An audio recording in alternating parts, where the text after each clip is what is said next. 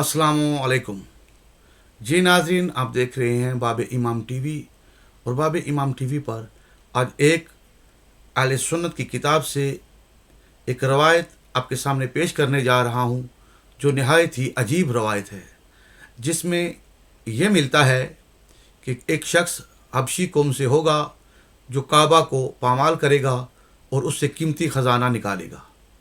किताब का नाम मैं आपके सामने अभी एक किताब आपके सामने पेश करता हूँ। सबसे पहले स्क्रीन पर चलते हैं और इस किताब को देखते हैं। किताब यकीनन आपको स्क्रीन पर नज़र आ रही है। यह किताब मुश्किलात अल शरीफ है, मुश्किलात अल मुसाबे, अलामा वली उल दीन मोहम्मद बिन अब्दुल्ला अल खतीब अल उमरी। तर्जमा किया है मौलाना अब्दुल रहमान कांदोलवी ने। और हम उस मुकाम पर चलते हैं, उस हदीस पर चलते हैं कि जहाँ वो हदीस मौजूद है, ताकि हम इस हदीस को देखें कि इस हदीस के अंदर हमको क्या मिलता है। जी नाजरीन, ये पेज नंबर आपको नज़र आ रहा है 23 है, मुश्किलात शरीफ है, मुतरजम जिल्द स्वयं, तीसरी जिल्द है इसकी, पेज नंबर 23 है। हदीस का नंबर 5193, 5194। ये दो हदीसें हैं। जंगो जदाल का बयान उन्वान है इसका, जंगो जदाल का बयान, हबशियों के बारे में एक हदायत।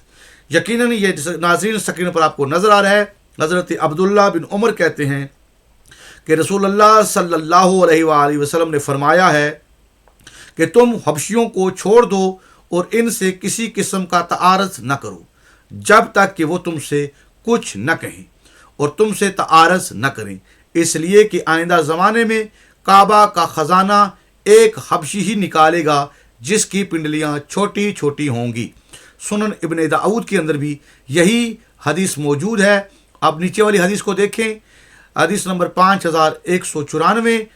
हज़रत जनाब रसूल खुदा सल्लल्लाहु अलैहि वसल्लम के एक सहाबी कहते हैं, हबशियों को छोड़ दो जब तक कि वो तुमसे तारज़ न करें, और तुर्कों को भी छोड़ दो जब तक कि वो तुमसे छेड़ ना निकाले। नाज़रीन, यकीनन आपने ये हदीस मलाहिज़ा की।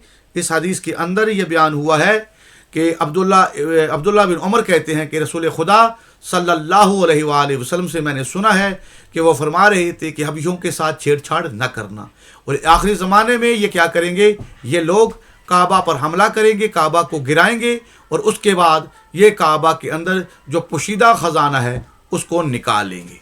तो ये हदीस थी नाज़रीन। हवाला जात के साथ मैंने आपके सामने पेश कर दी, स्क्रीन पर किताब आपको दिखा दी।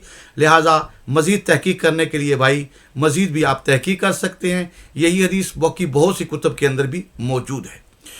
तो दुआओं में याद रखिएगा। अस्सलामु अलैकुम।